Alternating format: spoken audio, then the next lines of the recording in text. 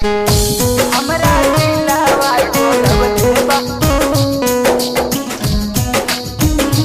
हमरा दिलवा चोरवले बा, हमरा दिलवा चोरवले बा। कातर पुरवली रे, कातर पुरवली रे, नाही भावर ना खड़ग पुरवली रे, ना खड़ग पुरवली रे, ना खड़ग पुरवली। ए भाई सुना, नाही भावर ना खड़ग पुरवली रे, ना हरिहरगंज ना चंदवारा पुरवली रे।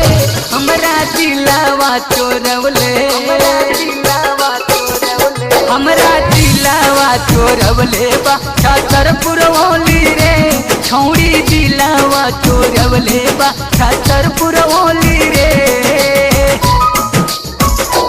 आज सुन रहे हैं दीप्ति म्यूजिक की प्रस्तुति। दीप्ति म्यूजिक रिकॉर्डिंग स्टूडियो रेडी road Chhatarpur Palamu Jharkhand. Music by Rajkumar Saurabh.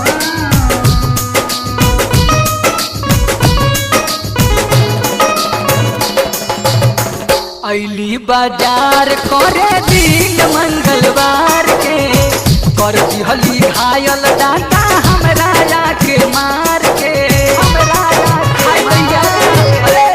अली बाजार करे दिन मंगलवार के, कर दिहली घायल डाटा हमरा के मार के, हमरा के मार के।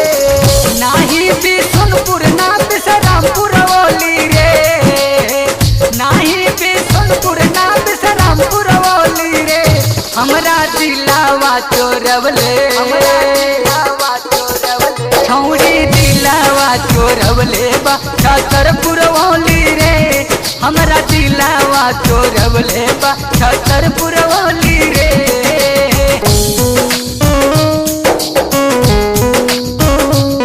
आप सुन रहे हैं दीप्ति म्यूजिक की प्रस्तुति।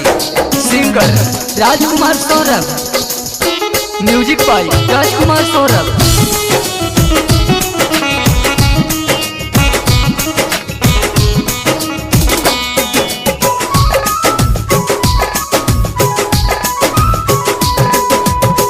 झूठो बदनाम कैलस जपाना के गुड़िया, हमरे चलते खाई लिहली जहर के पुड़िया, जहर के पुड़िया। झूठो बदनाम कैलस जपला के गुड़िया, हमरे चलते खाई लिहली जहर के पुड़िया, जहर के पुड़िया। नाही कचनपुर ना जगदीशपुर बोली रे, नाही कचनपुर ना जगदीशपुर बोली रे। हमरा दिलवा चोरवले, हमरा दिलवा चोरवले, हमरा दिलवा चोरवले बा। कातर पुरवली रे, हमरा दिलवा चोरवले बा। कातर पुरवली रे।